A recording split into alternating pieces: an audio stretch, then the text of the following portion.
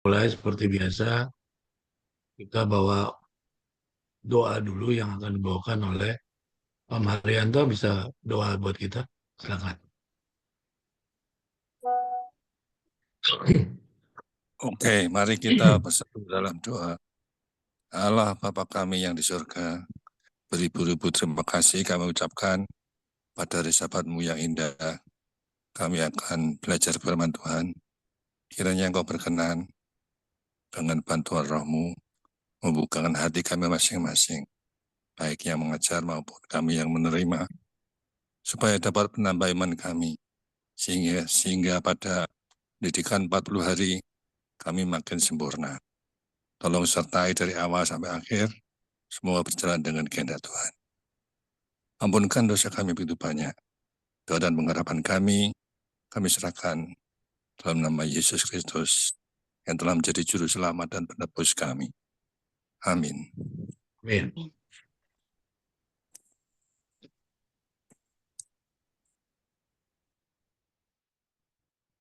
Oke, renungan pendahuluan hari ini dengan judul Alasan Mengapa Iman plus Perbuatan Saja Masih Kurang.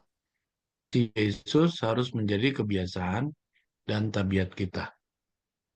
Bangsa campuran yang telah keluar bersama-sama dengan orang Israel dari Mesir adalah satu sumber daripada pencobaan dan kesulitan yang menerus. Mereka mengaku telah meninggalkan penyembahan berhala dan berbakti kepada Allah yang benar. Tetapi pendidikan dan latihan yang diterima pada masa kecil telah membentuk kebiasaan dan tabiat mereka. Dan sedikit banyaknya mereka telah dinodai oleh penyembahan berhala dan oleh sikap tidak hormat kepada Allah. Mereka lah yang paling sering menimbulkan pertengkaran dan yang pertama bersungut-sungut. Dan mereka mempengaruhi perhimpunan itu dengan kebiasaan-kebiasaan penyembahan berhala mereka dan persungutan mereka kepada Allah. Mungkin Ya, dibahas kalau di dulu hari ini satu kita persatu. sudah sama-sama mengetahui ya Israel itu dikeluarkan Mesir, ada beberapa kelompok ya di dalam komunitas itu yang mereka sudah terbiasa pendidikan dari kecil, bentuk kebiasaan dan tabiat mereka ya, dan mereka banyak yang telah dinodai dari penyembahan berhala atau oleh sikap yang tidak hormat pada mereka. Nah, mereka itulah yang selalu menimbulkan pertengkaran dan yang selalu bersungut-sungut. Dan mereka telah mempengaruhi perhimpunan itu dengan kebiasaan-kebiasaan penyembahan berhala mereka dan persungutan mereka kepada Allah. Berikutnya adalah penyangkalan diri. Mungkin sebentar, Pek. Satu-satu Dapat kita bahas saja. berkenalan. Mungkin kita bahas Ya, satu-satu, Pek. Ya, saya coba ngajak ya oke. Anda semua untuk mengulang tulisan yang pertama ini. Ya, terima kasih Victor tadi sudah menyampaikan bahwa di masa perjalanan keluar dari Mesir, itu banyak bangsa-bangsa campuran. Itu dia masih mempraktekkan bentuk kebiasaan-kebiasaan tabiat mereka yang sudah dia peroleh dari masa kecil. Ya, nah kalau saudara lihat judul ini judul yang saya buat. Jadi alasan mengapa iman perbuatan saja masih kurang, kasih Yesus menjadi kebiasaan dan tabiat kita.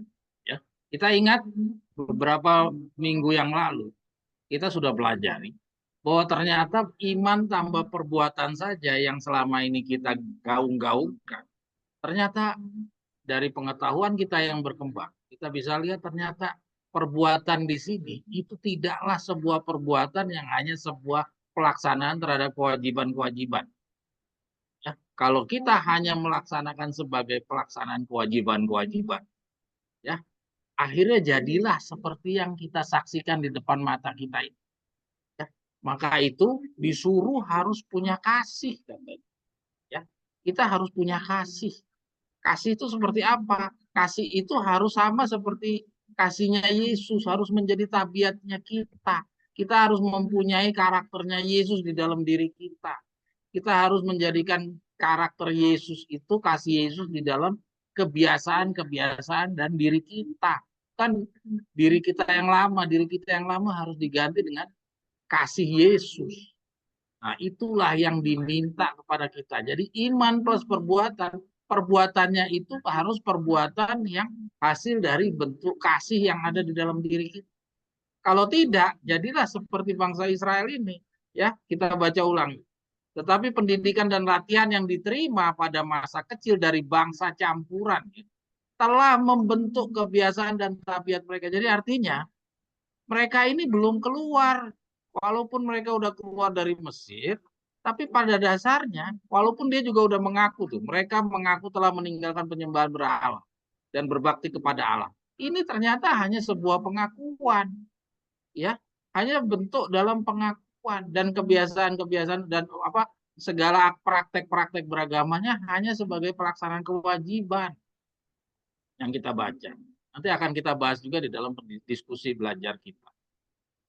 Jadi kita lihat di sini, ini sebagai satu gambaran ringkas ya dari PB 1432 ini sebuah gambaran contoh bahwa kita sekarang jangan hanya sebagai pelaksana-pelaksana kewajiban kebenaran Tuhan. Misalnya reformasi kesehatan, reformasi pakaian, reformasi bicara, reformasi kata-kata, semua. Ternyata kita hanya laksanakan kewajiban. Tapi pada dasarnya itu belum diri kita. Kita belum merubah kebiasaan kita. Jadi kalau kita tidak merubah kebiasaan kita, ketika kita perjalanannya nanti akan kemungkinan lagi kita kembali lagi tuh seperti diri kita yang lalu. Sama cerita seperti bangsa campuran ini. Jadi bangsa Israel itu akhirnya jadi rusak, perjalanan Israel keluar dari Mesir itu rusak, karena ada orang-orang bangsa-bangsa campuran yang ikut ini yang belum pada dasarnya belum benar-benar bertobat. Mereka banyak yang belum menjadi manusia baru. Mereka masih manusia yang lama. Maka itulah di dalam lambang kita belajar 40 hari, Tuhan menuntut Petrus-Petrus yang lama harus dibuang. Kamu harus jadi seorang Petrus-Petrus yang baru. Sampai Tuhan waktu bangkit dari kematiannya, Yesus nanya sama Petrus sampai 3 kali, apakah kamu mengasihi aku? Ingat ya, saudara-saudara, 2 minggu yang lalu kita sudah pernah baca, Petrus itu sampai ditanya 3 kali. Karena Tuhan butuh keyakinan, kepastian bahwa Tuhan tidak menemukan lagi manusia lama di dalam para pekerja-pekerja roh suci hujan awal. Karena Tuhan nggak mau lagi keulang, ya, terulang kasusnya perjalanan bangsa Israel dari keluar dari Mesir ini ada di dalam dirinya rasul-rasul. Harus bersih. Ya, demikian juga kita sekarang. Ini semua ditampilkan kepada kita menjadi sebuah pembelajaran bagi kita bahwa kita harus tidak lagi terdapat permasalahan-permasalahan manusia lama kita di dalam pekerja-pekerja roh suci hujan air. Tuhan tidak mau kondisi ini terjadi lagi di antara umat-umatnya yang ini semua dicatat supaya menjadi pembelajar. Kira-kira demikian ya. Silakan Victor, lanjutkan.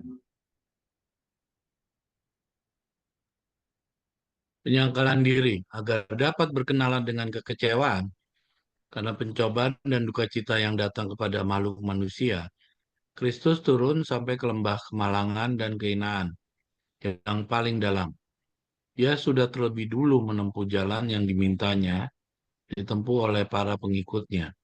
Ia berkata kepada mereka, setiap orang yang mau mengikut aku, ia harus menyangkal dirinya, memikul salibnya, dan mengikut aku. Tapi banyak orang yang mengaku dirinya Nasrani tidak selamanya mau mempraktekkan penyangkalan diri yang diminta oleh juru selamat itu. Mereka tidak rela mengurangi keinginan dan hasrat mereka dapat memberi lebih banyak kepada Tuhan. Ada orang yang berkata, selera keluarga saya suka yang mahal-mahal. Oleh sebab itu biaya untuk itu besar sekali. Hal ini menunjukkan bahwa ia sendiri dan keluarganya perlu mempelajari cara-cara penghematan yang diajarkan oleh kehidupan Kristus. Penggodaan datang kepada semua orang untuk memuaskan keinginan yang mementingkan diri dan pemborosan. Tetapi janganlah kita lupa bahwa Tuhan kehidupan dan kemuliaan datang ke dunia ini untuk mengajarkan kepada umat manusia pelajaran tentang kekalahan diri. Rasul Petrus berusaha mengajar orang-orang percaya supaya jangan mengisi pikiran mereka dengan perkara-perkara yang dilarang, atau jangan membuang tenaga mereka kepada hal-hal yang tidak berguna. Mereka yang tidak mau terjerumus menjadi mangsa setan harus menjaga pintu gerbang jiwa mereka. Mereka harus menghindarkan diri dari membaca, melihat, mendengar sesuatu hal yang menajiskan pikiran. Jangan dibiarkan pikiran dikuasai sewenang-wenang dengan segala pokok persoalan yang diusulkan oleh musuh. Kemudian, kemurnian hati harus dipelihara dengan baik, atau segala kejahatan dihindarkan supaya tidak timbul di dalamnya, dan jiwa tidak akan mengembara di dalam kegelapan. Segala sesuatu yang dilakukan harus menemukan kepribadian sendiri dan anak-anak kita, sehingga tidak akan kelihatan ketidakadilan sebagaimana yang dipraktikkan di dalam dunia ini. Kita harus menjaga ketat sedemikian rupa pandangan mata kita dan pendengaran telinga kita, agar supaya perkara yang mengerikan tidak masuk ke dalam pikiran kita. Ketika surat kabar harian masuk ke dalam rumah, saya merasa kalau boleh sebenarnya menyembunyikannya, supaya hal-hal yang merangsang, kegila-gilaan dan sensasi yang ada di dalamnya tidak kelihatan. Tampaknya musuh seolah-olah meletakkan dasar sesuatu perkara yang akan diterbitkan dalam surat-surat kabar, sehingga segala perkara yang dipenuhi dosa dibukakan dan dipropagandakan secara terbuka di hadapan dunia ini. Mereka yang ingin mempunyai hikmat dari Allah harus menjadi bodoh pada pengetahuan dosa yang merajalela pada zaman ini, supaya mereka menjadi orang-orang yang bijaksana. Mereka harus menutup mata terhadap kejahatan supaya mereka boleh melihat dan belajar, bukan tentang kejahatan. Mereka harus menutup telinga terhadap kejahatan dan berusaha memperoleh pengetahuan yang dapat mempertahankan kesucian pikiran dan perbuatan. Demikian juga lidah mereka harus dijaga supaya mereka tidak mengucapkan kabar kejahatan dan tipu muslihat pun tidak terdapat di dalam mulut mereka. Jangan melihat betapa dekatnya engkau dapat berjalan di pinggir tebing yang curam itu dan akhirnya menjadi selamat. Hindarkanlah diri dari pendekatan pertama terhadap bahaya. Pentingnya keselamatan jiwa jangan diremehkan. Tabiat yang baik itulah yang menjadi modalmu. Hargailah tabiat itu sama seperti sebuah harta kekayaan emas. Kemudian akhlak, harga diri, sesuatu kekuatan dalam perlawanan harus tetap teguh dan hendaklah senantiasa dipelihara. Jangan ada seorang pun yang melalaikan sikap berhati-hati. Seorang yang hidup akrab dengan kebiasaan dunia, seorang yang berlaku tidak bijaksana, jiwanya akan terancam bahaya, karena pintu penggodaan sedang terbuka dan kuasa perlawanan menjadi lemah.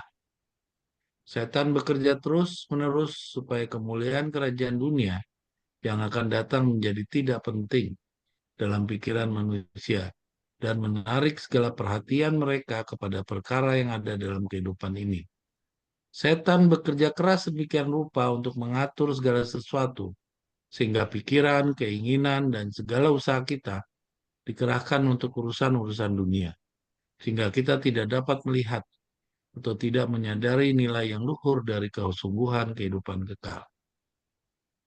Dunia dengan segala kemauannya sudah terlalu besar di suatu tempat, sementara Yesus dan segala sesuatu mengenai surga terlalu kecil untuk mengambil tempat di dalam pikiran kita dan untuk kita cintai.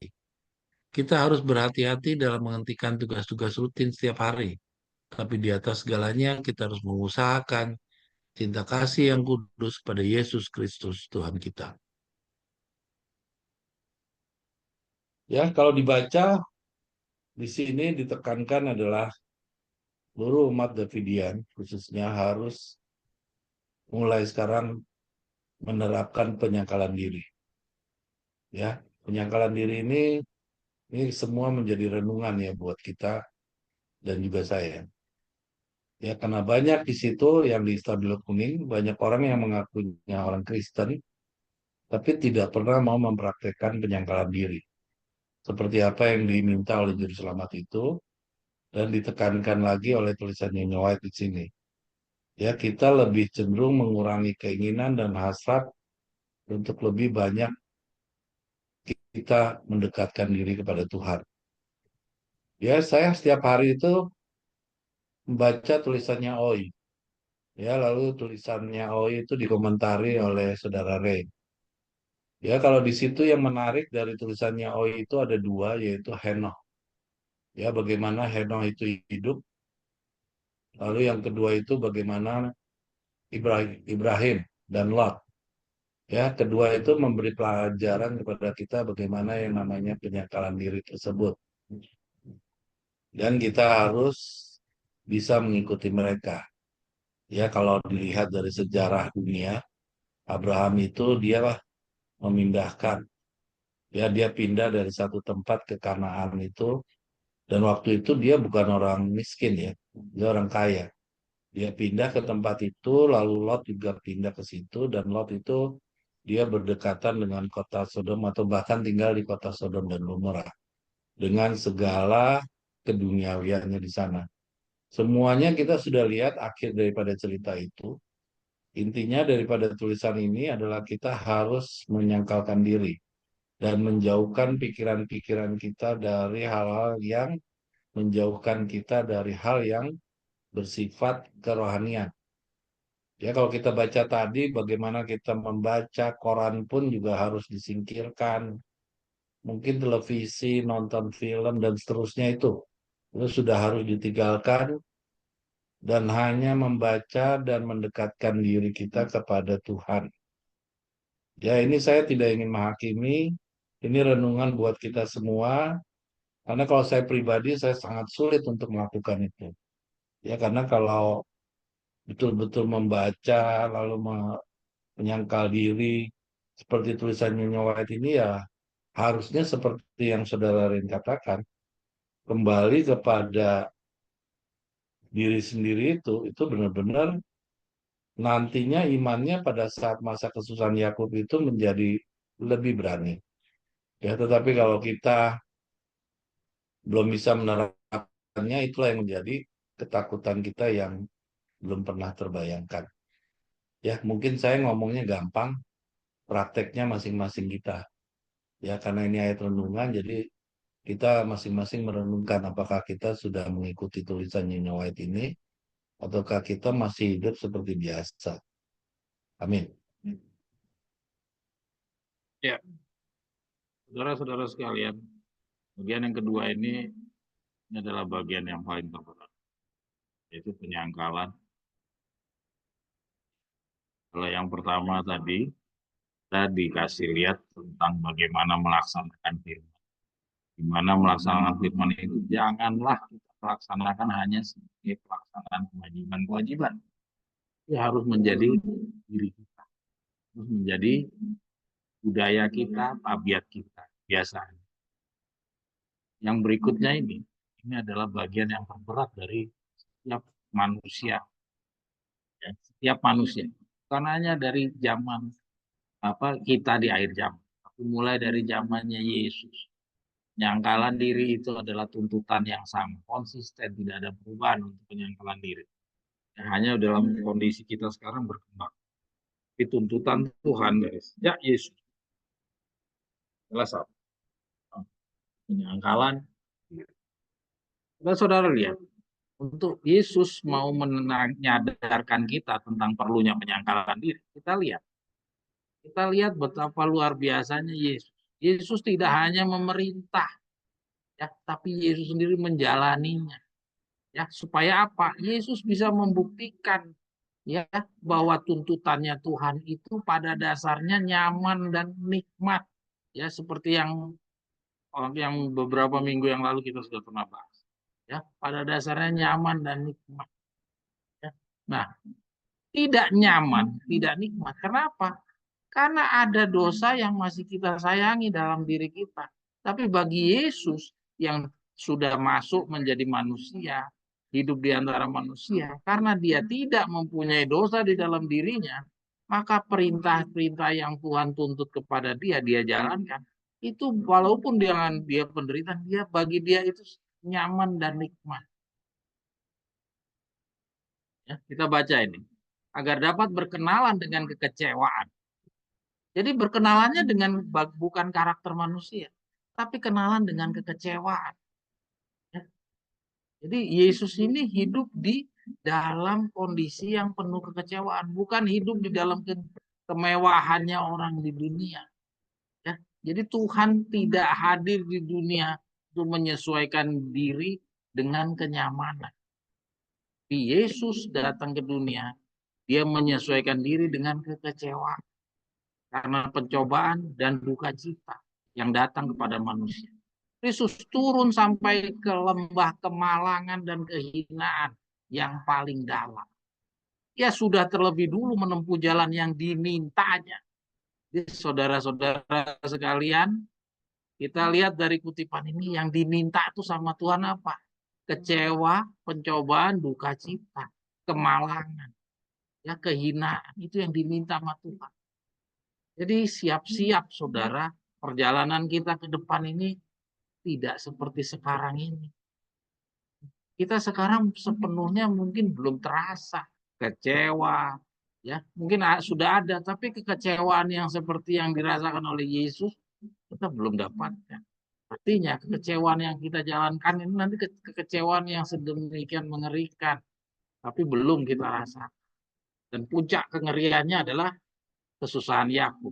Tapi sebelum ada kesusahan Yakub, kita sudah pelajari ada pra kesusahan Yakub. Kita belum tahu apakah kekecewaan itu juga nanti akan kita rasakan di pra kesusahan Yakubnya, dan juga kemalangan, kehinaan, dan pencobaan, duka cita. Tampaknya sih harus ada sih.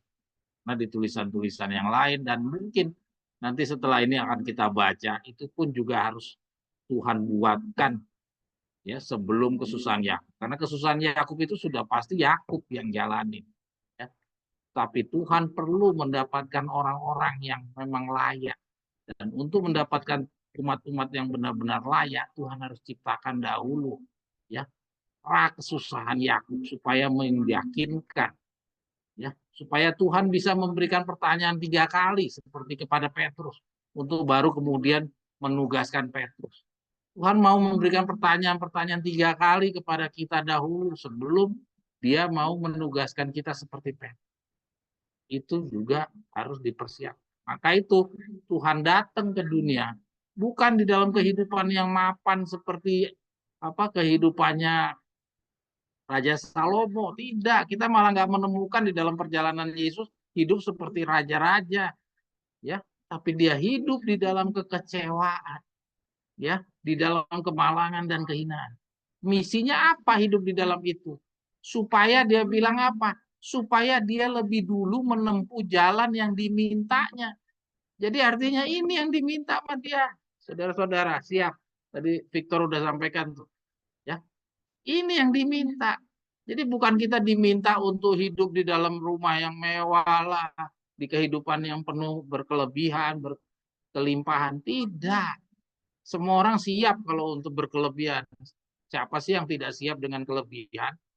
Semua itu siap. Tapi yang sulit adalah ketika kita berkekurangan. Nah, berkekurangan itu sebuah proses yang harus mental kita itu harus dipersiapkan. Ya, maka itu Yesus dalam banyak cerita-cerita dia tunjukkan supaya kamu latihan mental, latihan mental. Oke, kita terus. Jadi ingat ya dalam pelajaran beberapa baris ini kita sudah lihat ada suatu yang diminta, dan yang diminta itu adalah hal-hal yang tidak menyenangkan. Setiap orang yang mau mengikut aku, ia harus menyangkal dirinya. Jadi artinya harus mengikuti kekecewaan dirinya, pencobaan dirinya, duka cita dirinya, kemalangan dirinya, kehinaan dirinya. Kita tinggal tunggu apa yang akan jadi di depan kita. Ya, memikul salibnya dan mengikut aku. memikul salibnya kita sendiri dan mengikut aku. Ya, artinya tidak ada kenyamanan. Ya, tadi saya coba tampilkan khotbahnya orang Advent, pendeta Advent. Beda jauh nggak apa yang kita baca dari Ellen G. White ini dengan khotbahnya orang Advent tadi? Khotbahnya orang Advent tadi betapa enaknya. Katanya dia kalau kita menerima Roh Allah, hidup kita akan lebih nyaman daripada orang-orang di zaman masalah apa perjanjian lama. Ya, padahal pertanyaannya, tolong tunjukkan satu orang rasul saja yang ketika menerima Yesus di dalam pengalaman hidupnya, dia akan sukses, berbahagia seperti kata-kata pendeta tadi. Ada nggak? Satu aja rasul. Kenyataannya semuanya menderita. Matius yang tadinya bea cukai, ya, waktu dia duduk sebagai bea cukai dia penuh kebahagiaan. Tetapi ketika dia mengikut Yesus, adakah dia damai sejahtera? Bukankah dia dihina? Bukankah dia mendapatkan aniaya? Ya, termasuk Yudas juga dapat hinaan, dapat aniaya. Jadi artinya tidak ada itu kata-kata menerima Yesus kita bahagia. Itu nggak ada. Ya, sukses, ya, bisnis lancar itu orang Pantekosta. Ya, itu artinya bukan Allah yang sebagaimana yang ditampilkan oleh Alkitab ini. Yang seperti pernah kita bahas, bahagia mengikut Yesus itu adalah hasil akhir, bukan diproses. Nah, ini yang dikatakan si pendeta-pendeta ini diproses. Jadi waktu dia mau mengajak orang dari Pantai Kota jadi Advent, dia khotbahkan yang seperti ini. Dan banyak juga orang yang berpindah dari Protestan atau dari Islam pindah jadi Kristen gara-gara khotbah-khotbah yang kayak begini. Ini kan khotbah yang pembohongan. Karena faktanya tidak ada satu rasul-rasul pun yang setelah menerima Yesus penuh kebahagiaan, penuh keberhasilan dalam usaha-usahanya. Ya, tidak ada. Jangankan cari nafkah, ya, bahkan untuk membawakan kebenaran saja, ya, rasul-rasul ini dapat aniaya dan bahkan akhirnya pun tidak ada yang mati dengan mati normal, mati karena usia tua, matinya dibunuh semuanya. Mana bahagianya? Ya, oke, kita lanjut. Tetapi banyak orang yang mengaku dirinya Nasrani, mengaku dirinya umat, tidak selamanya mau mempraktekkan penyangkalan diri.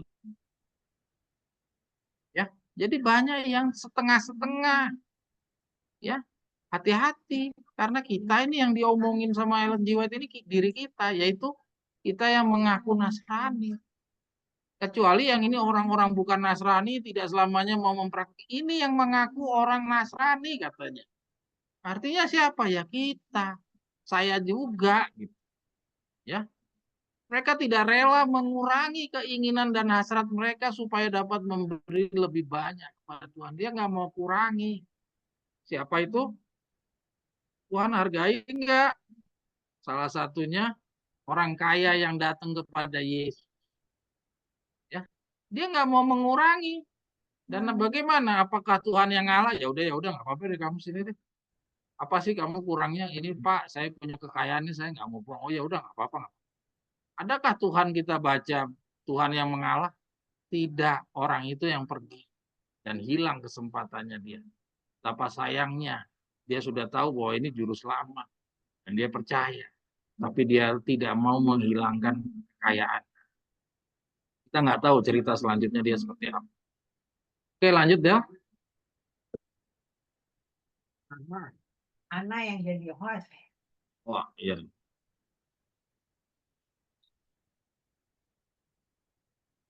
Ya, oke, lanjut Ana. Ini masih sama ya. Nah, ini dia. Ini contoh yang dimaksud dengan yang namanya menyangkal diri. Ya. Di samping yang kita sudah banyak pelajari beberapa kali Zoom, ini kita sudah dapat lagi satu kutipan. Ini salah satu penyangkalan diri. Ya. Makanya itu kalau dibilang banyak dari orang-orang yang mengaku Nasrani, belum selamanya katanya tadi. Belum semuanya dia melakukan penyangkalan diri. Ya jujur aja saya juga masih belum sepenuhnya melakukan seluruhnya penyangkalan diri. Ini adalah satu proses. Masing-masing kita semua berjuang. Bukan berarti kita harus mengadili satu orang per orang. Ya, kita adililah diri kita sendiri-sendiri. Karena kita tanggung jawab sama diri kita. Kita tidak punya tanggung jawab sama orang lain. Ya, kita baca di sini. Mereka harus menghindari diri, membaca, melihat, mendengar sesuatu hal yang menajiskan pikiran.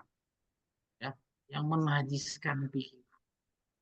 Jadi artinya pikiran itu bisa ditajiskan dengan bacaan, dengan melihat, atau mendengar.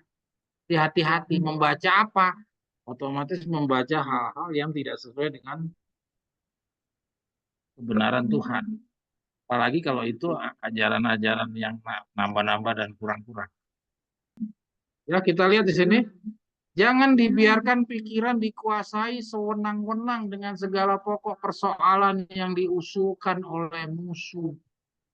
Ya, jangan dibiarkan pikiran dikuasai sewenang-wenang dengan segala pokok persoalan yang diusulkan oleh musuh. Jadi artinya hal-hal yang menajiskan ini adalah produk dari musuh. Kemurnian hati harus dipelihara dengan baik. Nah, ini artinya siapa yang melihara? Kita. Ya, jadi kita yang memelihara, bukan kita suruh malaikat atau Tuhan yang atur pikiran kita. Tidak, Tuhan itu memberikan kita kemerdekaan, ya, atau segala kejahatan dihindarkan supaya tidak timbul di dalamnya. Ya, kita lanjut. Kita harus menjaga ketat sedemikian rupa pandangan mata kita dan pendengaran kita, telinga kita, agar supaya perkara yang mengerikan tidak masuk ke dalam pikiran kita. Wow, ini yang belum kita lakukan. Jujur, masing-masing kita masih perjuangan untuk itu. Ketika surat kabar harian masuk ke dalam rumah, nah ini Ellen G. White kasih contoh. Bagaimana yang namanya menjaga ketat itu kira-kira seperti apa? Kita lihat di dalam praktek yang diterapkan oleh Ellen G. White. Ellen G. White itu coba menerapkan, ketika surat kabar harian masuk ke dalam rumah, saya merasa kalau boleh, saya sengaja warna merahkan, kalau boleh sebenarnya menyembunyikannya. Supaya hal-hal yang merangsang kegilaan dan sensasi yang ada di dalamnya tidak kelihatan. Ya. Nah, kalau kita aplikasikan ke zaman kita, maka koran surat kabar harian ini sudah ada di dalam handphone kita. Ya, jadi ini sudah berada di dalam tangan kita. Maka kitalah yang harus menyembunyikannya, ya, dari pandangan kita. Karena kita harus memelihara pikiran kita. Ya. Kita harus jangan sampai membiarkannya masuk ke dalam rumah. Kita harus jaga pandangan mata kita dan pendengaran kita. Supaya perkara yang mengerikan tidak masuk ke dalam pikiran. Ya, apa itu yang mengerikan? Tentunya yang mengerikan itu yang berseberangan dengan apa yang Tuhan kehendaki. Apa yang berseberangan dengan Tuhan kehendaki? Di dunia ini hanya ada dua yang harus kita lakukan. Hanya ada dua. Ya. Memuliakan Allah dengan sebulat hati dan mengasihi sesama manusia. Ya. Seperti kita mengasihi diri. Di luar daripada dua ini, ya, mengasihi sesama manusia seperti kita mengasihi diri kita sendiri. Jadi bagaimana kita mengasihi diri kita setelah kita mengasihi Tuhan Allah? Artinya apa? Dengan kita meningkatkan pengetahuan akan kebenaran. Ya, karena mengasihi diri kita harus mengasihi Tuhan Allah dahulu yang sebelumnya. Maka bukan berarti mengasihi diri kita itu terlepas dari mengasihi Tuhan yang pertama. Karena mengasihi Tuhan itu harus yang pertama. Baru kita mengasihi diri kita. Setelah mengasihi diri kita, baru mengasihi sesama manusia. Jadi kalau kita mengasihi diri kita, dengan kita telah melaksanakan bagian yang pertama. Bagian yang pertama menuntut segala hal yang seperti kita baca ini. Maka tidak ada yang kita dapatkan di dalam diri kita itu mementingkan diri. Seperti kejatuhannya Adam dan Hawa itu tidak ada. Barulah kita mengasihi sesama manusia. Kira-kira seperti itu. Ya, kita saudara-saudara amati dari paragraf ini. Kita lihat di dalam pengalaman hidupnya Ellen G. White. Ya. Ketika surat kabar harian masuk ke dalam rumah, saya merasa kalau boleh sebenarnya menyembunyikan. Saya ajak saudara sekarang membahas yang warna merah. Kenapa kok Ellen G. White tidak langsung sembunyikan saja? Atau nggak usah berlangganan koran? Kenapa dia berlangganan? Kenapa dia membiarkan ada koran masuk ke dalam rumahnya?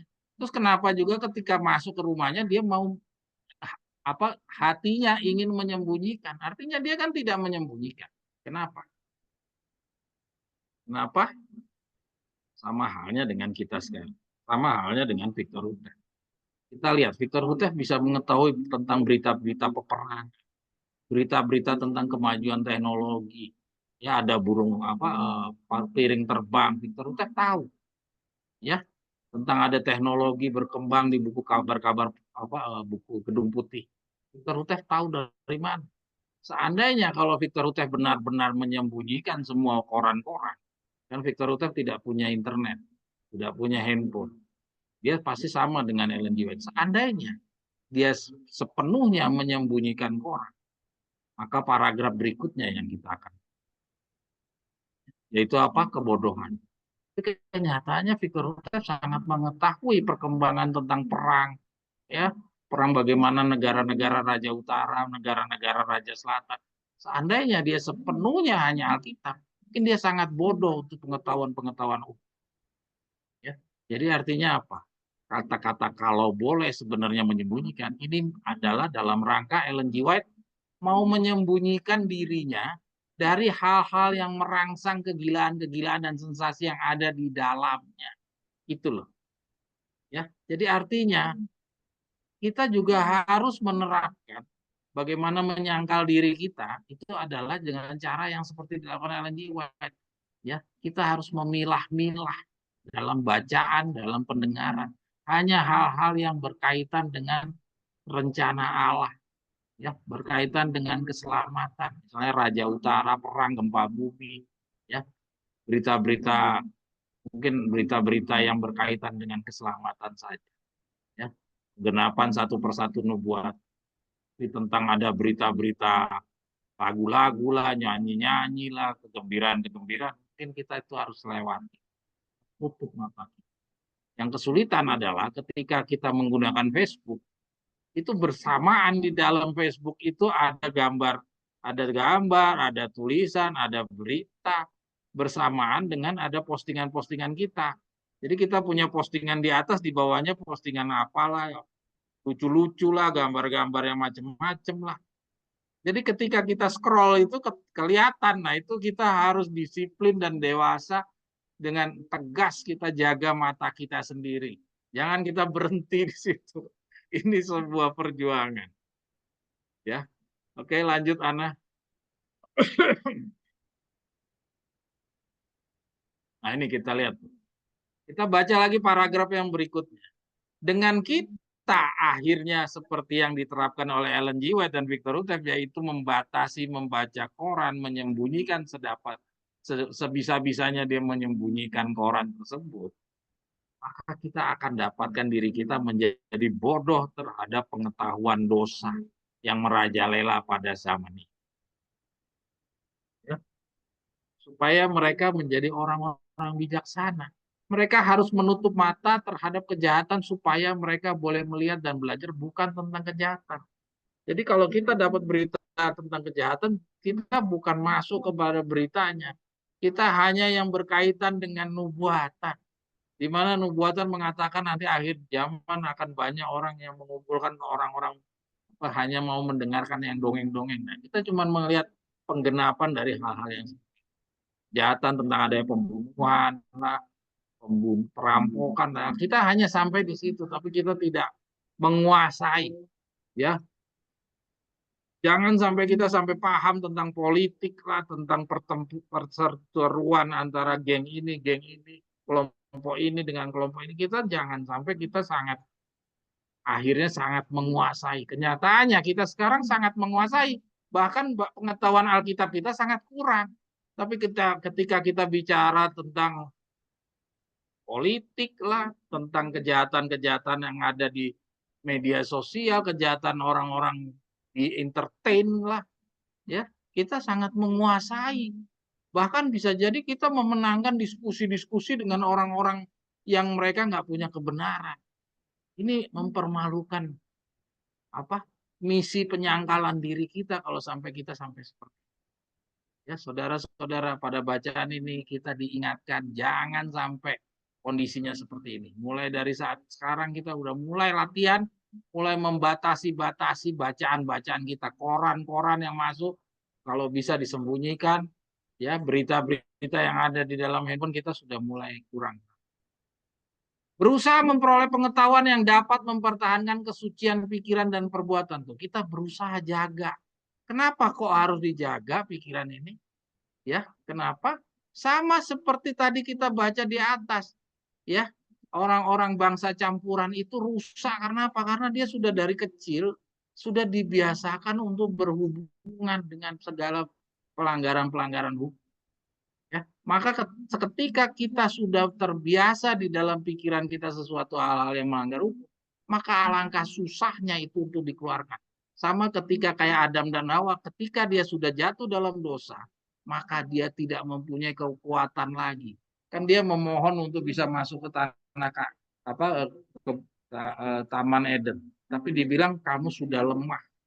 Jadi artinya sekali kita masukkan ke dalam pikiran kita sesuatu yang najis, maka pikiran kita akan menjadi lemah. Maka itu disuruh jaga. Ya. Kenyataan saudara-saudara lihat betapa kuatnya pengaruh daripada dosa. Kita lihat, itu Tuhan sudah bersihkan dengan air bah saja. Itu sudah dipilihkan orang-orang istimewa, yaitu 8 orang. Kenyataannya, dari turunan 8 orang ini masih lagi merajalela dosa. Ya, sampai hari ini dosa itu tidak bisa hilang. Ini keturunan kita ini adalah keturunan dari 8 orang, bukan keturunan dari orang-orang yang mati di air bah. Kita ini semua hasil dari orang-orang pilihan yang 8 orang itu. Jadi saudara bisa lihat betapa bahayanya kalau kita tidak jaga pikiran kita. Maka itu Nyonya White mengingatkan kita suruh jaga pikiran. Ya, dan demikian juga bangsa Israel yang sampai di tanah Kanaan itu sudah bangsa pilihan. Sudah dibersihkan 40 tahun perjalanan keluar dari Mesir. Kenyataannya bangsa Israel akhirnya ujung-ujungnya jadi bangsa yang ditolak sebagai bangsa pilihan. Padahal ini semua adalah hasil dari orang-orang yang sudah diseleksi. Bisa bayangkan. Artinya betapa bahayanya itu pengaruh kalau kita tidak jaga pikiran. Ya. Makanya kita di dalam lambang 40 hari ini kita disuruh jaga pikiran kita. Berusaha memperoleh pengetahuan yang dapat mempertahankan kesucian pikiran dan perbuatan. Demikian juga lidah. Mereka harus dijaga. Ya, kita ingat lidah kita itu yang membuat kita binasa. Banyak orang akhirnya binasa karena lidah. Ya, Harun, kita lihat akibatnya Harun itu berapa? 3.000 orang apa berapa orang itu harus mati. Ya, gara-gara lidahnya Korah, Datam, dan Abiram itu 14.000 orang harus mati. Jadi hati-hati dengan yang namanya lidah. Kalau lidah saudara bisa membinasakan diri saudara sendiri itu syukur. Tapi gara-gara lidah saudara, saudara bisa membinasakan orang lain. Itu yang diingatkan dari Ellen G. White itu. Ya, hati-hati dengan lidah. Hati-hati. Demikian juga lidah mereka harus dijaga. Kemarin kita udah bicara tentang apa? Miriam dan Harun, ya, yang kecewa karena tidak diajak mengumpulkan 70 tua-tua, ya, dengki, iri hati. Kita sudah baca dengki dan iri hati itu membuat roh Allah itu tidak bisa hadir di dalam diri kita. Jadi hati-hati, jangan sampai ya lidah kita itu bisa mengacaukan keselamatan. Kalau roh Allah tidak bisa hadir dalam diri kita, bisa saudara bayangkan bisa selamat atau tidak? Saudara paham nggak bahwa pekerjaan Tuhan di dalam periode setelah Yesus pulang ke sorga, pekerjaan itu dibimbing oleh roh. Jadi bayangkan, setelah Yesus pulang, maka Tuhan mengutus utusan yang lain, yaitu roh. Ya, dan di dalam Ibrani 1 ayat 1 dan sekian, dikatakan di akhir zaman Tuhan hanya berbicara melalui anaknya. Dan di akhir zaman dikatakan di dalam buku Wahyu, ya, bahwa kesaksian Yesus adalah roh nubuat. Jadi hanya melalui roh nubuat. Jadi kalau gara-gara lidah kita roh Allah nggak ada, ini bisa saudara bayangkan bisa selamat atau tidak. Jadi jangan anggap remeh yang namanya lidah. Kita terus. Hindarkanlah diri dari pendekatan pertama terhadap bahaya. Pentingnya keselamatan jiwa jangan diremehkan. Langkah pertama adalah hindari terhadap hal yang berbahaya. Pendekatan pertama terhadap bahaya. Tabiat yang baik itulah yang menjadi modal. Saudara ingat tadi kita di dalam grup W ada yang saya tampilkan tentang dosa kecil. Tadi Om Eki sempat tadi ya sebelum kita mulai bicara tentang dosa kecil. Cuman saya samar-samar mendengar di mobil tadi. Tapi kita ingat dari kutipan yang tadi di Zoom, di nubuatan berbicara, ya kita ingat. Mungkin saya bicarakan aja. Adam dan Hawa mengira bahwa memakan buah itu hanya sebuah dosa kecil dan tidak penting. Saudara, itu pandangannya Adam dan Hawa. Adam dan Hawa artinya pandangan pikiran manusia. Saudara, layakkah pikiran manusia terus-menerus kita pertahankan? Saudara sudah paham nggak bahwa akibat daripada kejatuhan Adam dan Hawa yang dia bilang itu sebuah dosa kecil, dampaknya bagaimana? Dari saat kejatuhan Adam dan Hawa, itu tidak ada lagi dia menciptakan dosa yang lain yang membuat dia lebih parah. Tidak. Dari dosa yang dia bilang kecil itu, tidak ada satu manusia pun yang bisa lepas daripada belenggu dosa, belenggu akibat daripada yang dia bilang kecil tadi. Ya, harus ada seorang Yesus yang datang dulu. Dan hasil dari Yesus yang nyata-nyata jelas itu cuma Henokh dan Elia. Yang lainnya masih nunggu ngantri, belum jelas karena nunggu pengadilan. Ya, jadi artinya apa? Jangan saudara anggap remeh. Ya, jangan Anda gunakan pikiran saudara. Hal-hal yang Anda anggap remeh, yang Anda anggap kecil seperti Adam dan Hawa, itu mempunyai dampak yang luar biasa. Ya ini Adam dan Hawa meyakinkan diri mereka sendiri bahwa di dalam perkara kecil seperti memakan buah, ini ada dari anak, pohon buah larangan itu, terus ini, tidak akan mendatangkan akibat yang mengerikan. Katanya ada. Seperti yang pernah dikatakan oleh Tuhan Allah. Jadi Tuhan Allah sudah ngasih tahu. Artinya ini Adam dan Hawa ini kok bisa ya punya pikiran seperti ini. Padahal dia manusia pertama. Hitungannya tingkat kebejatan pelanggaran hukumnya tuh belum terlalu besar. Kok udah punya pikiran membantah apa yang disampaikan oleh Tuhan Allah. Jadi Tuhan Allah udah memperingatkan bahwa ini bahaya. Ya, hasilnya akan mengerikan. Tapi bagi pandangan Adam dan Hawa itu tidak terlalu mengerikan. Faktanya, kita lihat, adakah sama seperti yang pikiran Adam dan Hawa? Ataukah seperti yang Tuhan katakan?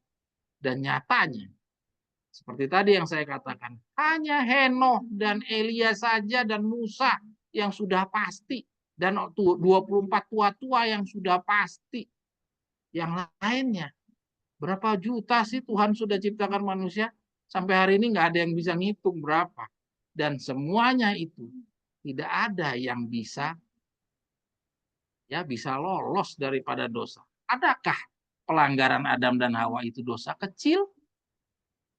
Adakah akibat daripada dosa itu mengerikan seperti yang dikatakan oleh Tuhan Allah?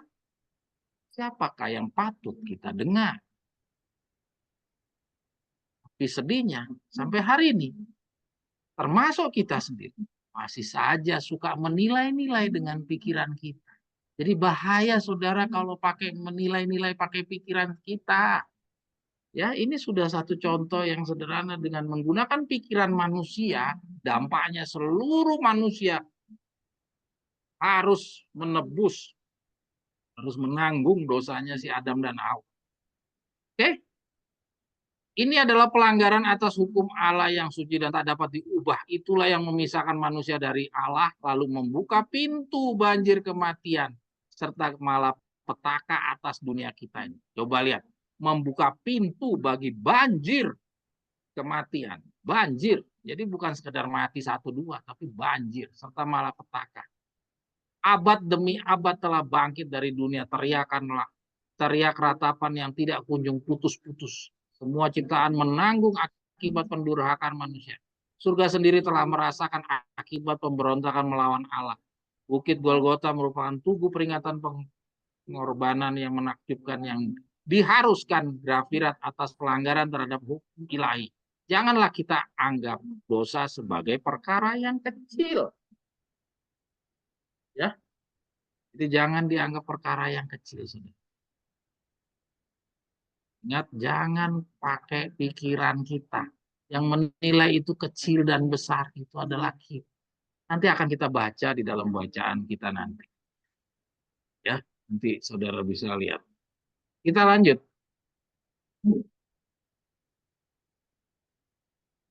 Nah, ini belum ke bawah Ana, yang di atas Ana. Kalau kita mengakrabkan diri itu dia bilang, hendaklah senantiasa dipelihara, jangan ada seorang pun yang melalaikan sikap berhati-hati. Seorang yang hidup akrab dengan kebiasaan dunia, seorang yang berlaku tidak bijaksana, jiwanya akan terancam bahaya. Saudara-saudara, sampai hari ini siapa sih yang tidak akrab dengan dunia? Semua orang punya keakraban dengan dunia. Ya, bacaan ini adalah bacaan bagi siswa-siswa yang mau masuk di kelas 40 hari. Ya, jelas bacaan ini tidak diperuntukkan bagi orang yang cuma mau berhenti di 3,5 tahun. Kenapa? Kok tidak 3,5 tahun? Bukankah 3,5 tahun juga harusnya baca ini? Karena terbukti dari contoh dan contoh saingannya. Murid-muridnya Yesus itu.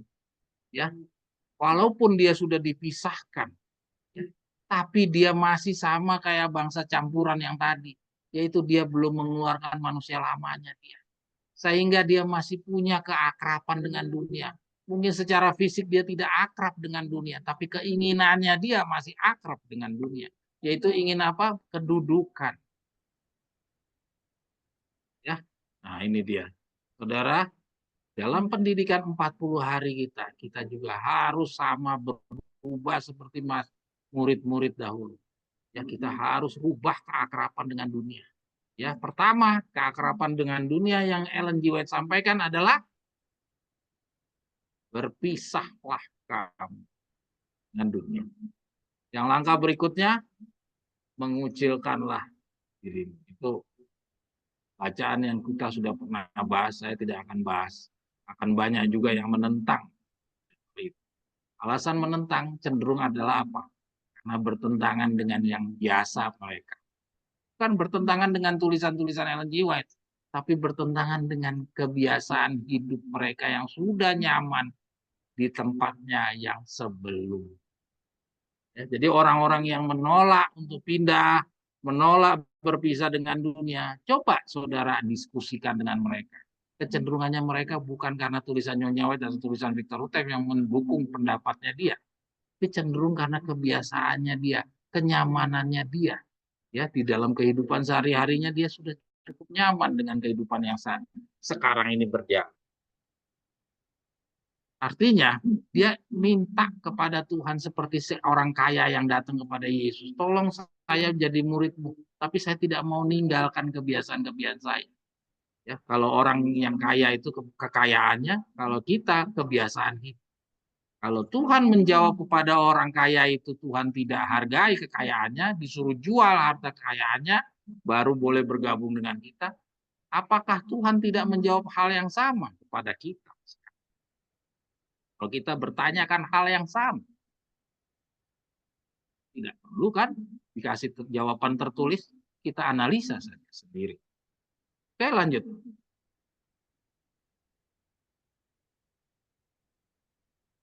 Setan bekerja terus-menerus supaya kemuliaan kerajaan dunia yang akan datang menjadi tidak penting dalam pikiran manusia dan menarik segala perhatian mereka kepada perkara yang ada di dalam dunia ini.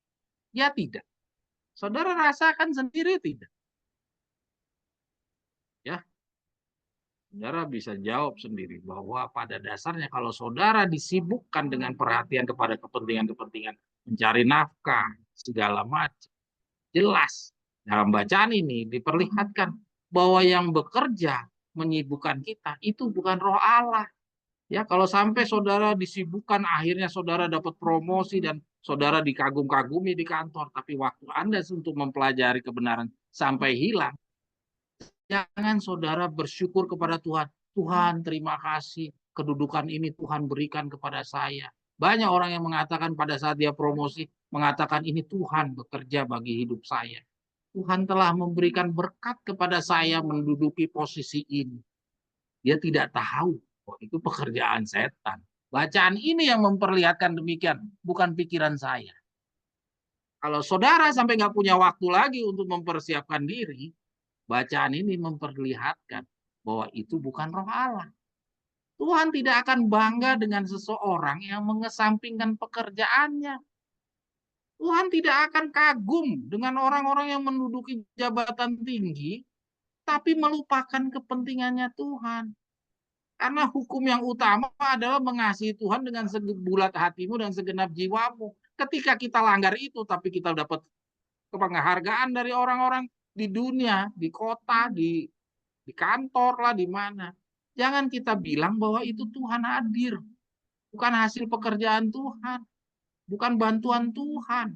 Itu pekerjaan setan. Bacaan ini yang memperlihatkan itu, bukan saya. Saya lanjut. Setan bekerja keras sedemikian rupa untuk mengatur segala sesuatu sehingga pikiran, keinginan, dan segala usaha kita dikerahkan untuk urusan-urusan dunia. Bukan urusan-urusan kepentingan setan. Setan itu nggak kelihatan. Dia udah masuk di dalam kepentingan-kepentingan dunia. Jadi nggak ada orang kalau ditanya, kamu memuliakan setan? Nggak ada satu manusia pun yang bilang, saya memuliakan setan. Tidak ada. Pasti memuliakan kepentingan duniawi. Kalau dibilang saya memuliakan setan, nggak ada satu manusia pun yang memuliakan setan. Sehingga kita tidak dapat melihat atau tidak menyadari nilai yang luhur dari kesungguhan kehidupan kekal. Tuh, lihat. Kesungguhan kehidupan kekal itu terkelabuhi, ya, terselubungi daripada kita kesibukan kita. Dunia dengan segala kemauannya sudah terlalu besar di suatu tempat. Sementara Yesus dan segala sesuatu mengenai surga terlalu kecil untuk mengambil tempat dalam pikiran kita dan untuk kita cintai. Oke, saudara, nanti akan kita baca apakah benar kalau kita itu sukses di dalam pekerjaan, tapi kita mengabaikan persiapan. Kira-kira itu apakah memang setan yang ada di sana, ataukah itu juga Tuhan yang ada di sana? Tuhan rela berkorban untuk kepentingan kita. Tuhan rela mendudukkan kita di posisi yang sedemikian tinggi, tapi dirinya diabaikan. Mungkinkah itu Tuhan memberkati kita? Nanti akan kita baca di dalam pembacaan-bacaan berikut.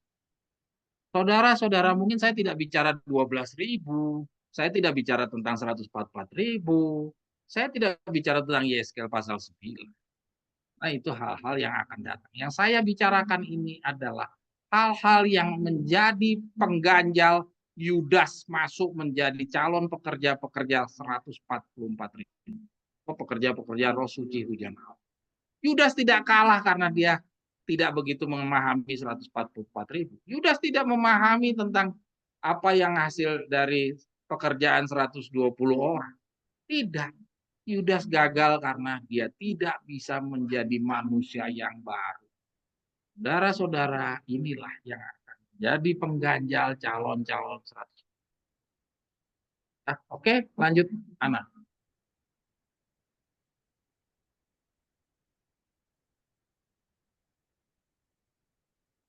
Saudara-saudara, kalau ada orang yang sibuk membicarakan tentang 12.000, tentang 144.000, saudara tahu apakah dia sudah selesai dengan namanya pembangunan orang? Bukan berarti 144.000 tidak penting. Bukan berarti 100 YSK 9 tidak. Itu penting. Tapi jangan lupa, tanpa kita membangun moral, semua jadi sia-sia. Semua yang kalian perjuangkan di dalam 12.000 yang katanya tadi itu sia-sia semuanya kalau kita tidak bisa rubah manusia lama kita. Oke, ini yang berikutnya kita coba baca. Mungkin Ana dilewatkan saja ya, yang berikutnya aja Ana. Yang ini saya ambil dari Endang, orang Advent Waco, Texas.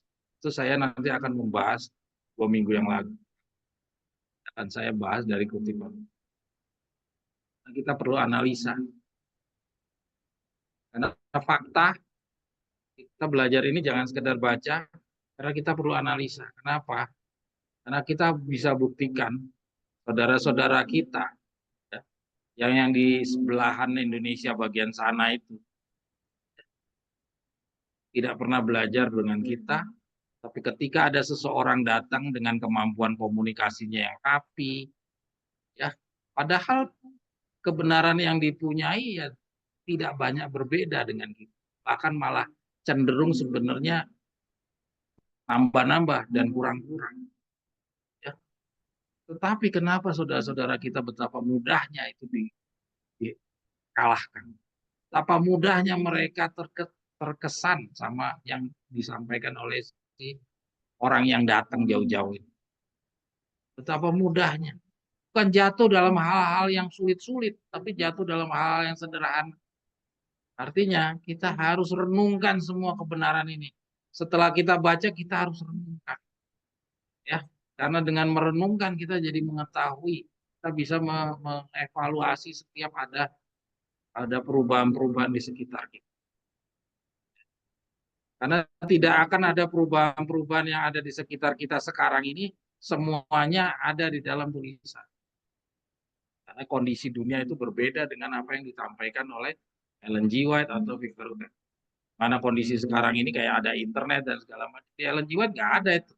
Jadi kita harus mengembangkan, harus direnungkan kebenaran-kebenaran Victor Hugo dan Nyonya White. Kalau tidak direnungkan, kita mau hanya demikian yang tertulis, ya, demikian yang disebutkan Ellen G. White, ya tidak akan pernah kita temukan di dalam kondisi. Ya, kalau kita cuma menyembunyikan koran seperti tadi kan kita menyembunyikan koran, tapi handphone kita tidak sembunyikan, ya. Terus semua media-media sosial segala macam tetap ada di mata kita, di telinga kita. Ya, koran saja yang kita sembunyikan. Apakah pikiran kita bisa terlindungi? Jawabannya tidak. Itu kita harus mengembangkan dari apa yang kita baca. Ya, sekarang saya mengajak saudara kepada kisah para rasul. Setelah tadi kita baca renungan pendahuluan, kita dituntut untuk penyangkalan diri, ya, kita dituntut untuk menjadikan kasih Yesus itu menjadi budaya kita, karakternya kita.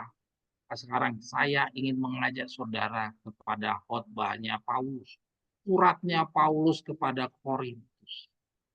Kira-kira seperti apa yang Tuhan minta. Dan surat kepada Korintus ini juga kondisi yang sama yang dimintakan kepada kita. Mari kita baca pelan-pelan. Dalam pengharapan untuk menekankan dengan jelas, ya judulnya dipanggil untuk mencapai standar yang lebih tinggi. Ya lihat, ini standar yang lebih tinggi. Ya kita ikuti apa yang dimaksudkan dengan standar yang lebih tinggi. Dalam pengharapan untuk menekankan dengan jelas ke atas pikiran orang-orang percaya di Korintus, penting pengendalian diri yang ketat. Nah, coba lihat tuh. Jadi Paulus menyarankan kepada orang di Korintus untuk pengendalian diri yang ketat. Ini pada zaman yang masih sangat jauh daripada kondisi kayak kita sekarang. Di zaman itu aja Paulus sudah mengingatkan untuk pengendalian diri yang ketat. Apalagi kita. Kalau Paulus masih hidup di zaman ini, mungkin lebih keras lagi dia akan menyampaikan. Dan semangat yang tak kunjung padam dalam pelayanan Kristus. Ya, semangat juga harus tinggi. Paulus di dalam suratnya kepada mereka mengadakan perbandingan yang mencolok antara peperangan orang Kristen dan perlombaan lari yang diadakan sewaktu-waktu dekat Korintus. Coba saudara lihat, ini agak berbeda dari yang biasanya. Ya, mungkin saudara akan menemukan satu nasihat yang agak lain dari yang biasanya. Ya, ini Paulus memberikan contoh perbandingan antara peperangan orang Kristen dalam menyangkal diri dengan peristiwa perlombaan lari. Ya, sebuah pertandingan. Ya, artinya dibandingkan dengan atlet. Ya, mari kita terus. Dari segala permainan yang dibuat di antara orang-orang Yunani dan orang-orang Roma, perlombaan lari adalah yang paling kuno dan dianggap paling tinggi. Perlombaan itu disaksikan oleh raja-raja, bangsawan, dan negara-negarawan. Orang muda yang berpangkat dan kaya mengambil bagian daripadanya dan tidak mundur dari segala usaha atau disiplin yang perlu untuk memperoleh hadiah. Ya, jadi Paulus ini membandingkan bagaimana perjalanan kerohanian umat Allah dengan para olahragawan pelari. Perlombaan diatur dengan peraturan yang ketat, di mana tidak ada naik banding. Mereka yang menginginkan namanya dimasukkan sebagai peserta untuk mendapatkan hadiah harus lebih dahulu mengalami ujian pendahuluan yang ketat. Lihat, saudara, sudah mulai menemukan perbandingannya.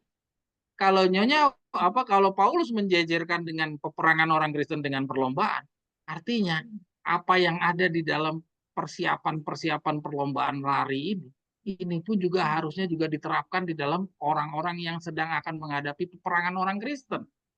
Ya, dimulailah di sini diceritakan mereka yang menginginkan namanya dimasukkan dalam peserta untuk mendapatkan hadiah harus lebih dulu mengalami ujian pendahuluan yang ketat. Jadi demikian juga orang yang mau masuk di dalam peperangan orang Kristen, dia juga harus mengalami ujian pendahuluan yang ketat. Jadi nggak gampang.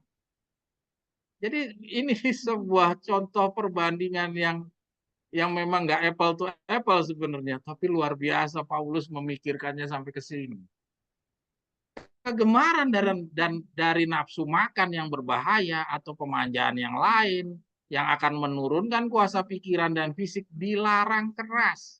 Tuh, ya. Jadi sama tidak dengan umat Allah? Umat Allah harus jaga tuh nafsu, keinginan diri sendiri, kegemaran dari makan, ya, pemanjaan yang lainnya juga harus dijaga.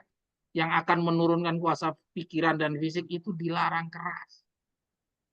Ya tidak. Di dalam peperangan orang Kristen juga demikian atau tidak? Ataukah hanya, oh tidak, kalau di dalam peperangan orang Kristen bebas. Itu mungkin di dalam perlombaan lari saja yang sedemikian keras. Tidak, saudara. Dengan Paulus menyamakan, ini artinya kita juga harus belajar dari para olahragawan ini. Sedemikian ketatnya yang para pelatih-pelatih itu memberikan gojlokan kepada atlet-atletnya, kira-kira juga harusnya demikian. Seseorang yang mempunyai pengharapan kemajuan dalam ujian kekuatan dan kecepatan ini, otot-otot harus kuat dan luas, dan urat saraf harus dikontrol dengan baik. Setiap gerakan haruslah pasti, setiap langkah cepat dan tidak menyimpang. Kuasa-kuasa badani harus mencapai tujuan yang tertinggi. Ya, saudara lihat. Lihat, artinya di dalam praktek orang-orang Kristen, dia sendiri juga harus jaga dirinya seperti yang tadi kita baca di dalam nasihat penyangkalan diri. Sementara orang-orang yang bertanding dalam perlombaan mengadakan penampilan mereka di hadapan orang banyak yang menyaksikan, nama mereka diumumkan dan peraturan pertandingan diberitahukan dengan jelas. Ini saya sengaja hitamkan peraturan pertandingan diberitahukan dengan jelas. Artinya demikian juga, sebelum si orang-orang mau menghadapi peperangan Kristen, dia juga diberitahukan peraturan-peraturannya dengan jelas. Sehingga si orang yang mau peperangan Kristen itu sama seperti para peserta lomba. Ya, kalau sudah diberitahukan peraturan-peraturan dengan jelas, maka kalau dia jalani semua peraturan itu, maka dia layak untuk ikut di dalam perlombaan. Ya, demikian. Samaan. Kemudian mereka semua berangkat bersama-sama.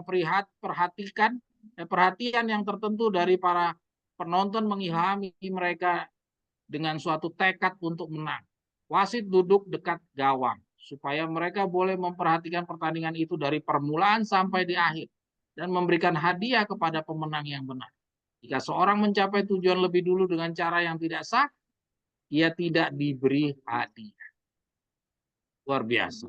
Luar biasa Paulus menyamakan dengan pertandingan. Memang demikian juga di dalam pertarungan peperangan Kristen pun juga demikian. Kalau ada yang bermain curang, itu tidak diberikan hadiah. Ya, kita terus.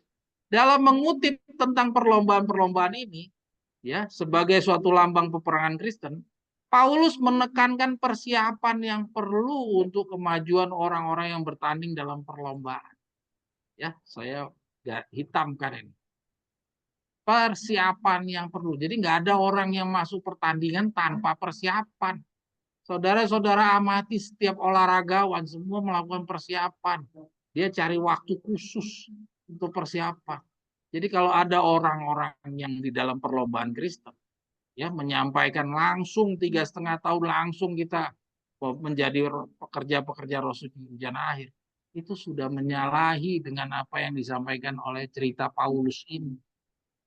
Karena di dalam perlombaan saja, itu orang-orang yang mau masuk di dalam perlombaan, dia harus melakukan persiapan.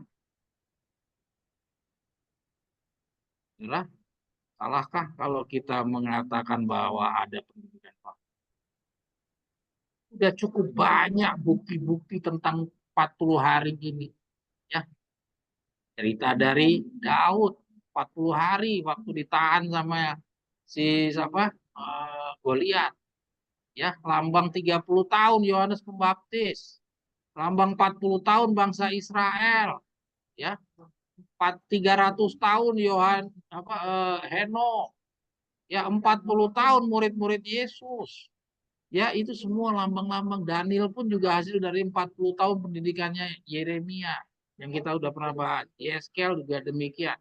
Itu adalah hasil dari 40 tahunnya Yeremia. Yang dulu pernah kita bahas. Jadi kalau kita lihat semuanya pakai persiapan. Dan di dalam tulisan yang ini lagi menambahkan keyakinan kepada kita. Bahwa memang dibutuhkan suatu masa persiapan.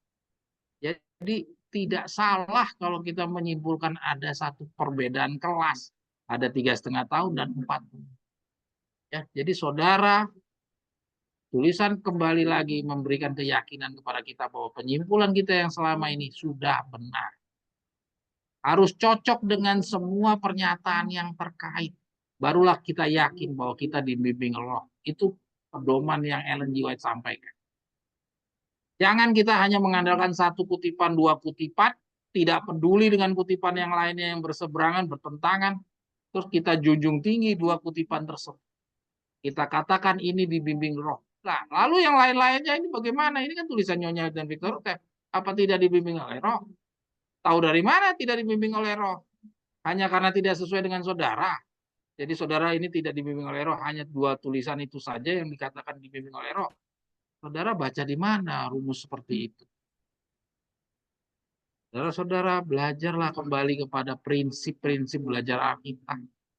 Jangan saudara terkesima ketika menemukan sesuatu tulisan, karena Anda bangga bisa menemukan orang lain tidak, terus Anda junjung tinggi, Anda gembar-gemborkan ke sana-sini, ya merasa diri dibimbing oleh Roh, Anda lupa bahwa tulisan-tulisan yang kamu abaikan itu semua hasil produk Roh. Kan tadi katanya apa? Tuhan di akhir zaman ini di dalam Ibrani mengatakan apa? Tuhan berbicara di masa lalu Tuhan berbicara melalui hambanya nabi-nabi. Di akhir zaman Tuhan berbicara melalui anaknya. Dan anaknya itu apa? Kesaksi apa Yohanes 1 ayat 1 dan 14. Anaknya itu adalah Roh, firman. Dan firman di akhir zaman itu apa? Roh nubuat. Jadi itu semua produk Roh suci. Yang Anda abaikan itu produk Roh suci. Saudara bisa pikirkan nggak kalau saudara itu di dalam struktur Efesus 4 ayat 11 itu posisinya paling bawah. Saudara nggak nyadar bahwa saudara itu posisinya paling bawah. Bisa mematahkan atasan saudara yang di dalam mangkok Sakarya pasal 4. Saudara harus ngambil dari mangkok itu. Bukan saudara ciptakan lagi. Saudara sadar nggak kedudukan saudara itu apa? Oke, lanjut.